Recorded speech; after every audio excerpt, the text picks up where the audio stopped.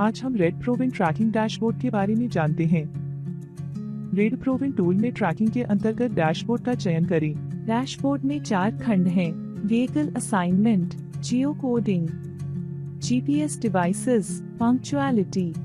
पहला खंड vehicle assignment दर्शाता है। व्हीकल असाइनमेंट 7 दिनों और 30 दिनों का ग्राफ दर्शाता है। यदि हम तारीख चयन विकल्प पर जाते हैं और 7 दिनों का चयन करते हैं तो यह डेटा दिन के हिसाब से दिखाता है, और यदि हम 30 दिनों का चयन करते हैं तो यह डेटा प्रति सप्ताह के अनुसार दिखाता है। आइए देखें कि प्रत्येक रंग क्या दर्शाता है। हरा रंग दर्शाता है कि वाहन सही ढंग से असाइन किया गया है। नारंगी रंग दर्शाता है कि जीपीएस काम नहीं कर रहा है। बैंगनी रंग संकेत करता है कि जीपीएस नहीं है। मरून रंग संकेत करता है कि गलत असाइनमेंट हुआ है। नीला रंग संकेत करता है कि देर से असाइनमेंट हुआ है, और सफेद रंग संकेत करता है कि कोई असाइनमेंट नहीं हुआ है।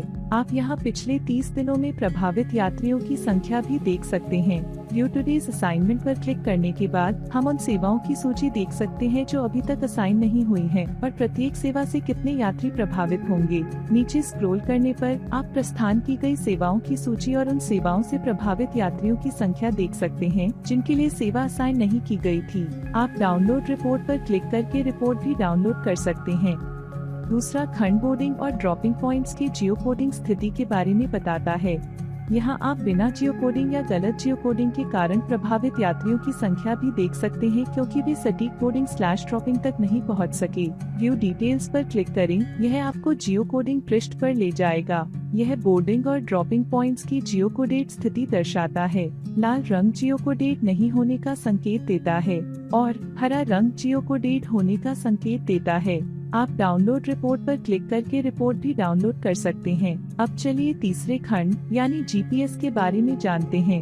यह उन उपकरणों की स्थिति दिखाता है जो 2 दिनों से अधिक समय तक काम नहीं कर रहे हैं। खराब ग्राहक अनुभव के कारण खराब समीक्षाएं और रेटिंग मिल सकती हैं, जो आपके ब्रांड की प्रतिष्ठा पर नकारात्मक प्रभाव डाल सकती हैं। जीपीएस कार्यक्षमता की कमी से प्रभावित यात्रियों की संख्या।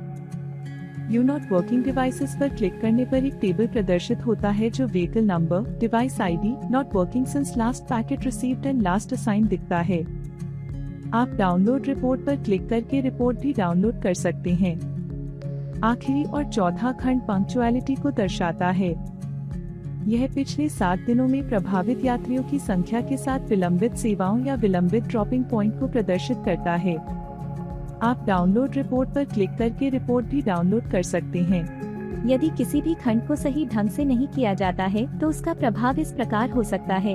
असाइन न किए गए वाहन प्री बोर्डिंग जानकारी को सीमित करके ग्राहक अनुभव को प्रभावित करते हैं और एसआरपी रैंकिंग को नकारात्मक रूप से प्रभावित कर सकते हैं। जीपीएस के बिना ग्राहक बस को ट्रैक नहीं कर सकते, जिससे ग्राहक सहायता प्रश्नों में वृद्धि, रेटिंग में कमी और एसआरपी स्थिति में गिरावट होती है।